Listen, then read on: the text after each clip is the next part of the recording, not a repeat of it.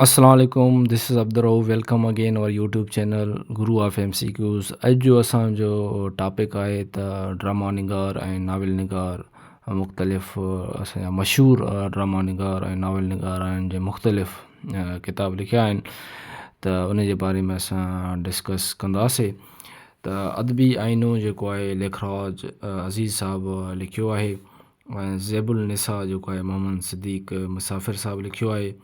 अनारकली जेको आहे पीर हसामुद्दीन राशिदी साहबु लिखियो आहे।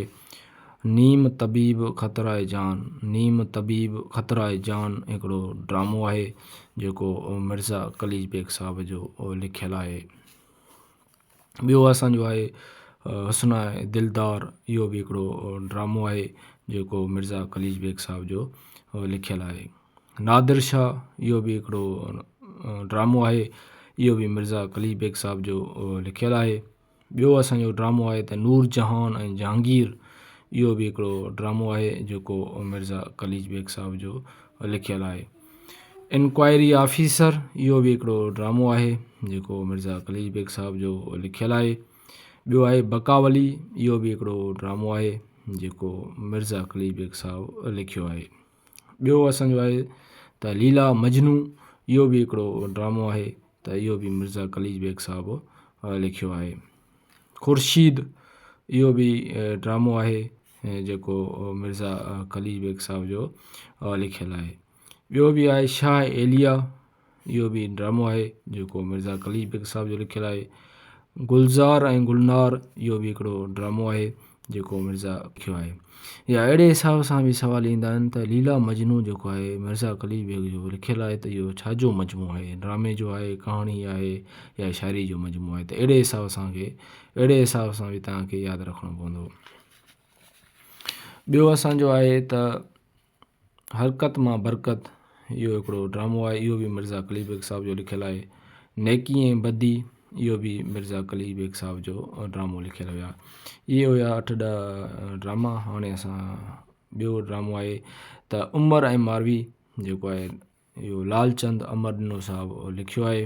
ॿियो आहे ससुई पनू, इहो बि हिकिड़ो ड्रामो आहे, लालचंद अमरॾिनो साहब जो लिखियलु आहे। ॿियो आहे त सुहिणी मिहार, इहो बि हिकिड़ो ड्रामो आहे, लालचंद अमरॾिनो साहब जो लिखियलु आहे।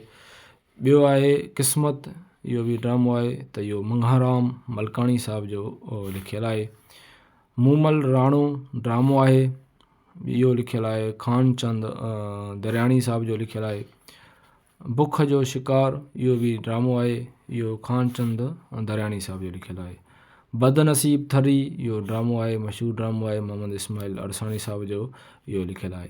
हीअ हुया कुझु ड्रामा असां पढ़ियासीं। हाणे असां पढ़ंदासीं त जेके असांजा मशहूरु नावल निगार आहिनि त जंहिं मुख़्तलिफ़ नावल लिखिया आहिनि त उन जे बारे में असां पढ़ंदासीं। पहिरियों जेको आहे रासीलास जेको आहे नावल लिखियो हुयो, त उहो कंहिं लिखियो त अदाराम थांवरदास जेको आहे इहो नावल लिखियो हुयो।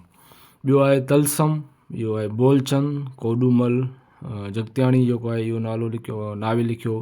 दलाराम, ज़ीनत, इहे ॿई नावल जेके आहिनि मिर्ज़ा कलीज बेग साहब जा लिखियलु आहिनि। ॿियो आहे गुलनि जी टोकरी, इहो बि मिर्ज़ा कलीज बेग साहब जो नावल आहे त इहो बि तव्हांखे गुलनि जी टोकरी मिर्ज़ा कलीज बेग त लिखियो आहे, पर इहो छाजो मजमू आहे त इहो नावल आहे, इहो नावल लिखियो आहे, इहो न के ड्रामो आहे। क़ैदी, इहो जेको आहे क़ैदी हिकिड़ो नावल आहे जेको प्रोफेसर राम पंजवाणी साहबु लिखियो आहे। नूर तौहीद, मोहम्मद उस्मान डेपलाई साहब जो लिखियलु आहे नूर तौहीद। ॿियो आहे बुलबुल ईरान, मोहम्मद उस्मान डेपलाई साहब जो लिखियलु आहे। जहान आरा, मशहूरु नावल आहे, अब्दुल रज़ाक साहब जो लिखियलु आहे। सोन वारियूं दिलियूं, लालचंद अमरॾिनो साहब जो लिखियलु आहे। ॿियो आहे नूर जहान, इहो सुवालु असांजो SSC टेस्ट में नावल अची चुको आहे त होचंद मोलचंद गुरबख्शानी साहब जो लिखियलु आहे। ॿियो असांजो नावल आहे फसाना अजीब, लेखूमल जो लिखियलु आहे।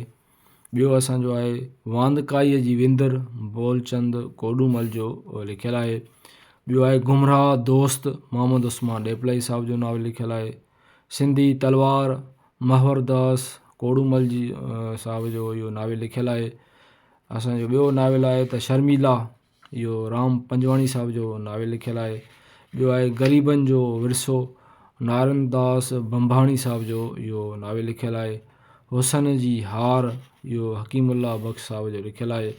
आख़िरी असांजो नावेल आहे त हीरो गुल परमानंद मेवरान साहब जो ही नावेल लिखियलु आहे। हीअ हुया असांजा कुझु नावेल ऐं ड्रामा जेके असां मशहूरु पढ़ियासीं। त हिन मां असांजो को बि MCQ जेको आहे SST टेस्ट में अची सघिजे थो। त इनशाला हीअ वीडियो तव्हांखे पसंदि आयो हूंदो। Thank U very much.